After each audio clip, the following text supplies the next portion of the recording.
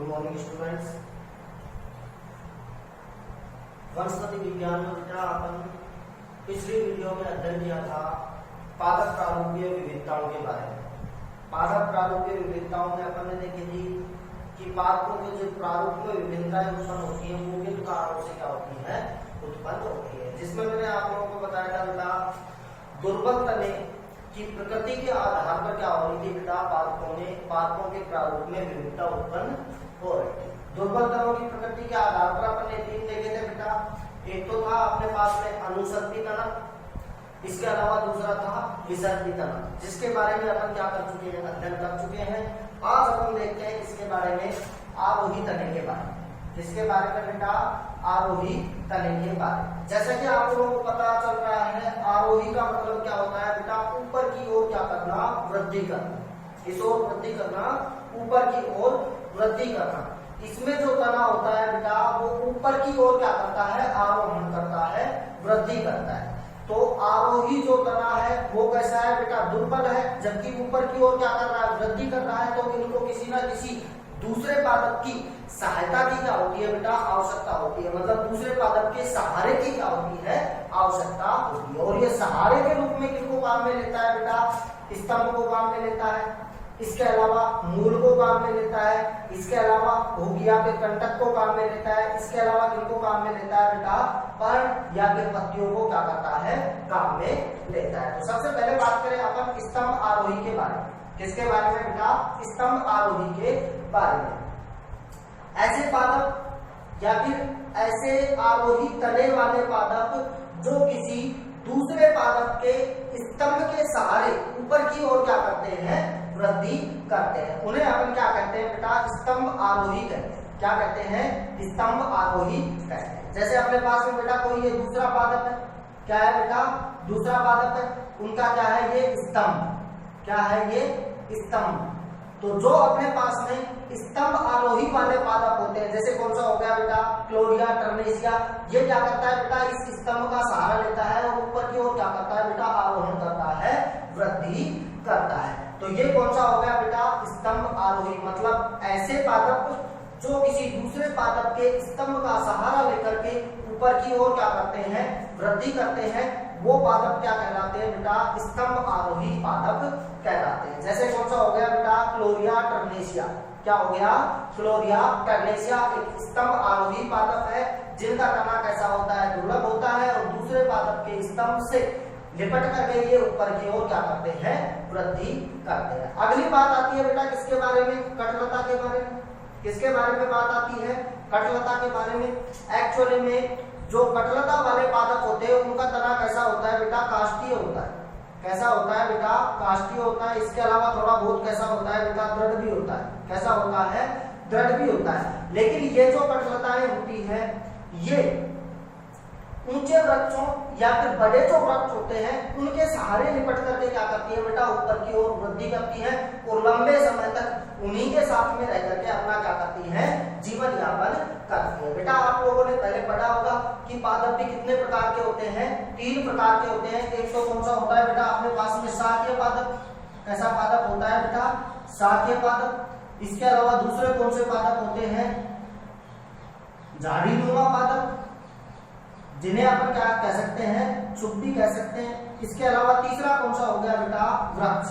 तीसरा कौन सा हो गया, वृक्ष। तो जो कटलताएं होती हैं वो सदैव वृक्ष के ऊपर ही अपनी वृद्धि को क्या करती है बेटा, वृक्ष के ऊपर ही अपनी वृद्धि क्या करती है, वृक्ष के ऊपर ही अपनी वृद्धि करती रहती है। तो कटलता कैसी होती है बेटा, काष्ठीय होती है। इनका तना कैसा होता है बेटा, दृढ़ होता है और ये वृक्ष के सहारे उनके ऊपर की ओर क्या करती रहती है, वृद्धि करती रहते हैं। जैसे कौन सा हो गया बेटा, ब्यूमोनिया ग्रैंडिफ्लोरा। कौन सा हो गया, ब्यूमोनिया ग्रैंडिफ्लोरा।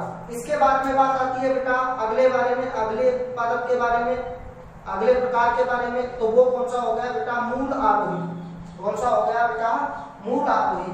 मतलब ऐसे पादप जिनका तना दूसरे पादपों की मूल को काम में लेकर के ऊपर की ओर क्या करता है, वृद्धि करता है। अब मूल की बात करें अपन तो मूल बेटा वो नहीं है जो भूमि की तरफ क्या कर रही है, वृद्धि कर रही है। कुछ पादप ऐसे होते हैं जिनसे क्या निकलती है बेटा, पत्तियां निकलती हैं। क्या निकलती है बेटा, जिनके तनों से पत्तियां निकलती हैं और इन तनों के साथ में क्या पाई जाती है बेटा, यहाँ पर अपस्थानिक मूल पाई जाती है। क्या पाई जाती है?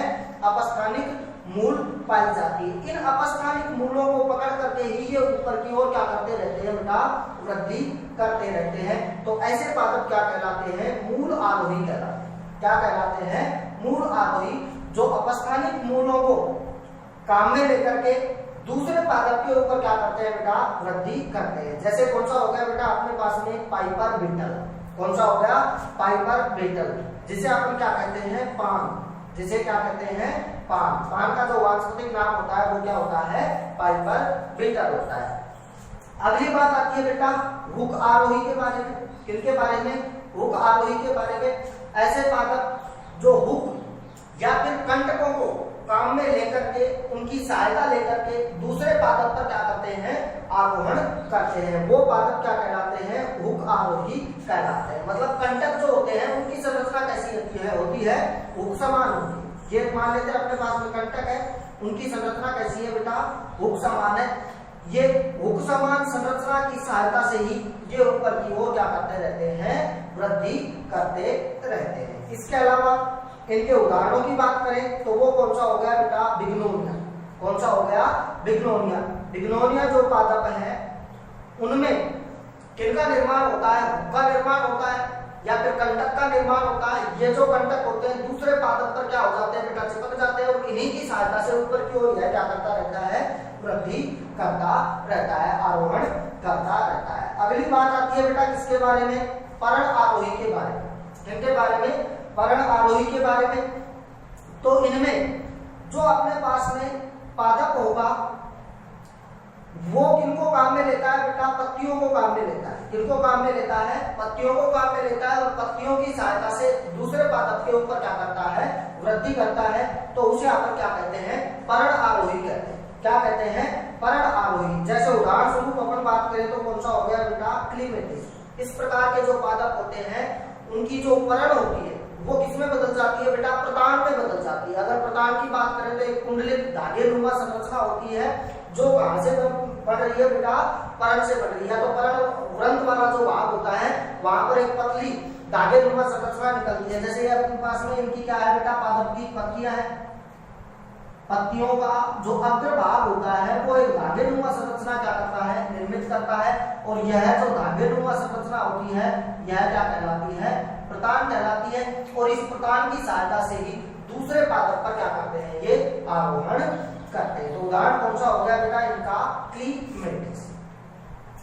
तो ये हो गया बेटा अपने पास में पादप प्रारूपीय विविधता। अब अपन देखते हैं नेक्स्ट टॉपिक के बारे में जिसका नाम क्या है बेटा? तने में शाखन। किसमें शाखन? तने में शाखन। और तना भी किनका देखेंगे बेटा अपन? वृक्ष का। किनका तना बेटा? वृक्ष का। जैसे तीन प्रकार है शाखीय। शाखीय जो पादप होंगे उनका तना कैसा होता है बेटा? दुर्बल होता है। इसके अलावा जो झाड़ीनुमा होता है उनका तना इनकी अपेक्षा थोड़ा सा क्या होता है? कठोर होता है। इसके अलावा वृक्ष की अपेक्षा तुलनात्मक रूप से इनका तना कैसा होता है? कमजोर होता है। इसके अलावा इनके तने की लंबाई क्या होती है? कम होती है। जबकि जो शाखीय होते हैं बिल्कुल छोटे क्या होते हैं? पादप होते हैं। जबकि जो वृक्ष होता है उनमें क्या पाया जाता है? मुख्य तना पाया जाता है। क्या पाया जाता है? मुख्य तना पाया जाता है। उन तनों में शाखन किस प्रकार से होता है? ठीक है बेटा। तने में शाखन को अपन कितने भागों में बांटते हैं? दो भागों में बांटते हैं। एक तो कौन सा होगा बेटा? आचुराक्ष। एक तो कौन सा होगा बेटा? आचुराक्ष। इसके अलावा दूसरा कौन सा होगा बेटा? लिनाक्ष। दूसरा कौन सा होगा? लिनाक्ष। अब सबसे पहले बात करें अपन आचुराक्ष के बारे में। इनके बारे में बात करें आचुराक्ष के बारे में तो इनमें क्या होता है बेटा? पादप का जो तना होता है, इनका तना बेटा, पादप का जो तना होता है वो नीचे से तो कैसा होता है? पतला होता है। नीचे से तो कैसा होता है बेटा? नीचे से तो कैसा होता है बेटा? मोटा होता है। जबकि ऊपर की ओर कैसा होता है? पतला। ये तना हो गया इनका। ऊपर की ओर से तो ये तना कैसा है बेटा? इनका पतला है। जबकि नीचे की ओर से तना कैसा है बेटा? मोटा है। आचुराक्ष प्रकार के जो वृक्ष होते हैं उनके तनों में जो शाखन होता है वो किस प्रकार से होता है कि इनका तना नीचे की ओर से तो कैसा होता है बेटा? मोटा होता है। इसके अलावा ऊपर की ओर से कैसा होता चला जाता है? पतला होता चला जाता है। कैसा होता चला जाता है? पतला होता चला जाता है। ठीक है। और फिर धीरे धीरे इनके ऊपर अग्राभिसारी क्रम में पत्तियों का या फिर शाखाओं का क्या होता है, निर्माण होता है। किनका निर्माण होता है, पत्तियों एवं शाखाओं का क्या होता है, निर्माण होता है। तो ऊपर की ओर जो शाखाएं बनती है, किस तरफ बेटा, ऊपर की ओर जो शाखाएं बनती हैं वो कैसी होती हैं, छोटी होती है आकार में, जबकि नीचे की ओर जो शाखाएं बनती हैं वो आकार में कैसी होती है, बड़ी होती है। आकार में कैसी होती है, बड़ी होती है। जबकि ऊपर की ओर जो शाखाएं पाई जा रही हैं उनकी उम्र कैसी होती है बेटा, कम। कैसी होती है, कम। जबकि नीचे की ओर जो शाखाएं पाई जा रही है उनकी उम्र क्या होती है, अधिक होती है। उनकी उम्र क्या होती है, अधिक होती है। क्योंकि ये नीचे की तरफ जो मोटा तना है, जो पहले क्या हुआ है बेटा, निर्मित हुआ है, वहां पे जो शाखाएं बनती है वो श्योर सी बात है इन शाखाओं से क्या होती है, पहले ही बनती है, तो इनकी उम्र क्या होगी बेटा, अधिक होगी और आकार में भी कैसी होगी बेटा, बड़ी होगी। जबकि ऊपर की ओर जो शाखाएं पाई जाती है वो आकार में कैसी होती है, छोटी होती है। इसके अलावा इनकी उम्र क्या होती है, कम होती है। तो ये शाखाएं नीचे की तरफ क्या हो जाती है, फैल जाती है, जबकि ऊपर की जो शाखाएं होती है वो कैसी होती चली जाती है बेटा, कमजोर होती चली जाती है। तो ये जो पादप होंगे अपने को किस प्रकार के दिखाई देंगे, शंकु आकार के। कैसे दिखाई देंगे बेटा, शंकु आकार के पादप क्या होंगे बेटा, दिखाई देंगे।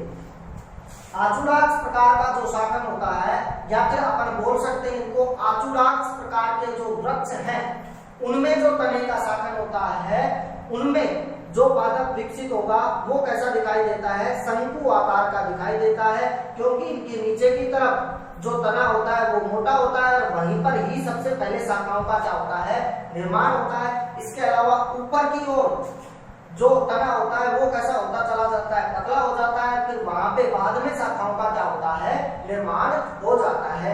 तो इस प्रकार से तने का क्या हुआ है, शाखन हुआ है। तो जो अपने पास में पौधा होता है वो कैसा दिखाई देता है, अपने को शंकु आकार का दिखाई देता है। इसके बाद में दूसरे पादप आते हैं बेटा, कौन से अपने पास में, लिनाक्स। कौन से आते हैं, लिनाक्स। लिनाक्स जो पादप है उनमें तनों का शाखन देखिए किस प्रकार से होता है। इनमें क्या होता है बेटा, जो तना होता है वो सबसे पहले क्या करता जाता है, वृद्धि करता हुआ जाता है। सबसे पहले क्या करता हुआ जाता है, वृद्धि करता हुआ जाता है। मतलब कुछ समय के लिए वो क्या करता रहता है, वृद्धि करता रहता है। सबसे पहले तना क्या करेगा, इनका वृद्धि करेगा। ये लीजिए, तना सबसे पहले क्या कर लेता है बेटा, वृद्धि कर लेता है। मतलब जब तक तना क्या करता है, वृद्धि करता है, तब इनमें या फिर इनके तने पर शाखन नहीं होता है। लेकिन जब इनकी वृद्धि लगभग क्या हो जाती है, आधी हो जाती है, तो बेटा इनके शीर्ष वाले भाग पर क्या पाई जाती है, शीर्ष कलिका। क्या पाई जाती है, शीर्ष कलिका पाई जाती है, जो पत्तियों को जन्म देती है। पहली पत्ती बनेगी, दूसरी बनेगी, तीसरी बनेगी, शाखाओं का क्या होगा बेटा, धीरे धीरे निर्माण होगा। तो ऊपर जाकर के किनका निर्माण होता है, शाखाओं का क्या होने लग जाता है, निर्माण होने लग जाता है। तो इस प्रकार के जो पादप होते हैं वो कैसे होते हैं, लिनाक्स प्रकार के। कैसे होते हैं, लिनाक्स प्रकार के। मतलब पहले तने की क्या होगी, वृद्धि होगी और तने के ऊपर वाले शीर्ष वाले भाग से शाखाओं का क्या होना, निर्माण, शाखाओं का निर्माण होना क्या होता है, शुरू होता है। ठीक है बेटा। तो इस प्रकार के जो वृक्ष होंगे वो क्या कहलाते हैं, लिनाक्स प्रकार के वृक्ष कहलाते हैं। अब बात आती है बेटा कलिकाओं के बारे में। मतलब जो तने का शाखन हुआ है वो किनकी वजह से होता है, शीर्ष कलिकाओं की वजह से या फिर पार्श्व कलिकाओं की वजह से होता है। शीर्ष कलिका जो होती है वो कौन से भाग पर पाई जाती है बेटा, शीर्ष भाग पर पाई जाती है। जबकि जो पार्श्व कलिका होती है वो कहां पर पाई जाती है, पार्श्वीय भाग पर पाई जाती है। तो पार्श्व कलिका की सक्रियता के कारण भी शाखन जो होता है वो कितने प्रकार का होता है, दो प्रकार का होता है।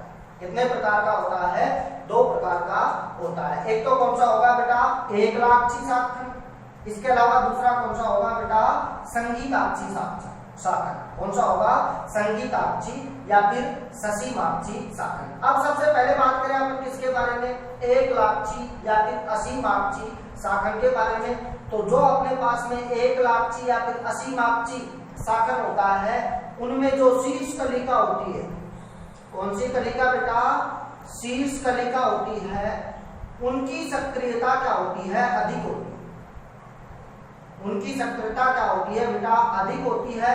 इसके अलावा इनकी जो शीर्ष कलिका है अनिश्चित काल के लिए, मतलब कोई निश्चित समय नहीं है, अनिश्चित काल के लिए कैसी रहती है, सक्रिय रहती है। कैसी रहती है, सक्रिय रहती है। तो इनमें जो शीर्ष कलिका है वो अनिश्चित काल के लिए कैसी बनी रहती है बेटा, सक्रिय बनी रहती है। तो शीर्ष कलिका कहाँ पर पाई जाती है बेटा, पादप के शीर्ष भाग पर।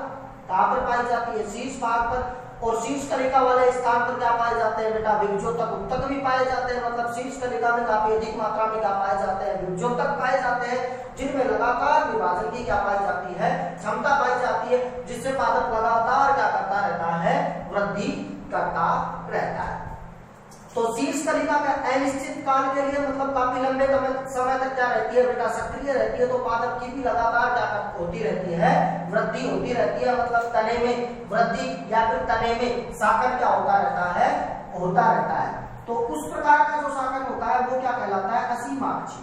क्या कहलाता है बेटा, असीमाक्षी। मतलब इनमें क्या पाई जाती है, असीमित वृद्धि पाई जाती है। तने में या फिर तने की शाखाओं में क्या पाई जाती है, असीमित वृद्धि पाई जाती है। इस वजह से इसको अपन क्या कहते हैं, असीमाक्षी शाखन कहते हैं। क्या कहते हैं, असीमाक्षी शाखन कहते हैं। इसके अलावा इसको अपन एकलाक्षी क्यों कहते हैं, क्योंकि शीर्ष कलिका पादप के तने के शीर्ष वाले भाग पर पाई जाती है। कहां पर पाई जाती है बेटा, शीर्ष वाले भाग पर पाई जाती है।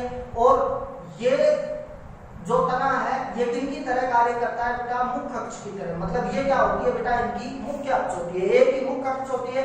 एक मुख्य अक्ष की उपस्थिति के कारण इसको अपन क्या कहते हैं, एकलाक्षी।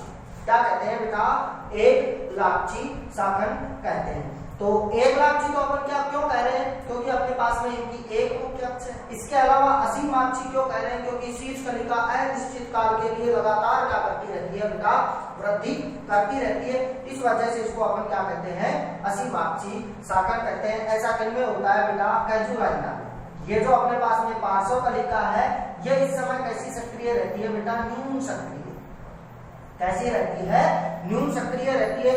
जबकि जो शीर्ष कलिका होती है वो क्या होती है, अधिक सक्रिय होती है। इसके अलावा दूसरी बात करें अपन, दूसरा जो शाखन है वो कौन सा होगा, संगीताक्षी या फिर ससीमाक्षी। ये इनके क्या होता है, बिल्कुल विपरीत होता है। इनमें क्या होता है बेटा, पार्श्व कलिका तो अधिक सक्रिय होगी। जो पार्श्वीय कलिका होगी वो तो क्या होती है बेटा, अधिक सक्रिय होती है। जबकि जो शीर्ष कलिका होती है वो क्या होती है, कम सक्रिय होती है। कैसी होती है, कम सक्रिय होती है। तो पादप के शीर्ष वाले भाग पर शीर्ष कलिका पाई जाती है, ये कम सक्रिय होगी। तो इनकी वृद्धि क्या हो जाएगी बेटा, सीमित। कैसी हो जाएगी बेटा, वृद्धि सीमित हो जाती है। तो वृद्धि सीमित होने की वजह से इनको अपन क्या कह देते हैं, ससीमाक्षी। क्या बोल देते हैं बेटा, ससीमाक्षी बोल देते हैं। और पार्श्व कलिकाओं की वजह से साइडों में अधिक मात्रा में क्या होने लग जाता है, शाखन होने लग जाता है। काफी अधिक क्या बन जाती है बेटा, अक्ष बन जाती है। क्या बन जाती है, अक्ष बन जाती है। तो इनको अपन क्या बोल देते हैं, संगीताक्षी। मतलब एक मुख्य अक्ष ला करके और भी काफी सारी क्या पाई जाती है, मुख्य अक्ष पाई जाती है।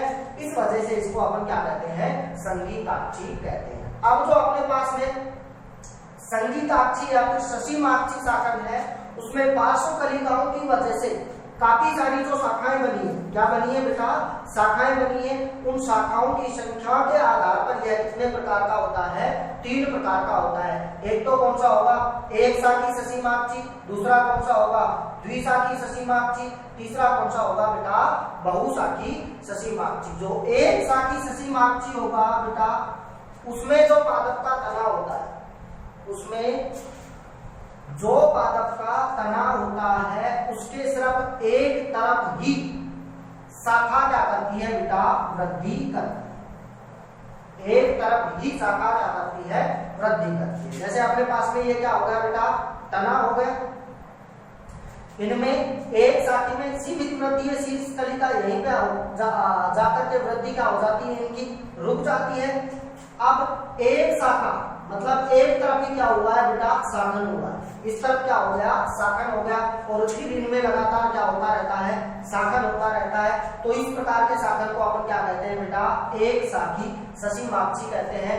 जो कितने प्रकार का बताया गया है बेटा, यहाँ पर 2 प्रकार का, कुटिल ससीमाक्षी शाखन। इसके अलावा दूसरा कौन सा हो गया बेटा, कुंडलिनी ससीमाक्षी शाखन। जो अपने पास में कुटिल ससीमाक्षी शाखन होता है उनमें देखिए ये डायग्राम बना रखा है। ऊपर की तरफ क्या पाया जा रहा है बेटा, तना।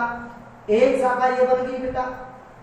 कुटिल जो ससीमाक्षी शाखन होता है उनमें एक शाखा इस तरफ बन गई है, ठीक है बेटा। फिर उसके बाईं तरफ शाखन होता है, फिर उसके दाईं तरफ शाखन होता है, फिर उसके बाईं तरफ शाखन होता है उस शाखा के, फिर दाईं तरफ, फिर बाईं तरफ। इस तरह से काफी अधिक बार बाईं ओर या फिर दाईं ओर शाखन लगातार होता रहता है। तो इस प्रकार का जो शाखन होता है वो क्या कहलाता है? कुटिल ससीमाक्षी शाखन कहलाता है। इनमें जो शाखाएं होती है वो एक बार बाईं तरफ वृद्धि करती है, एक बार दाईं तरफ, एक बार बाईं तरफ, एक बार दाईं तरफ क्या करती रहती है?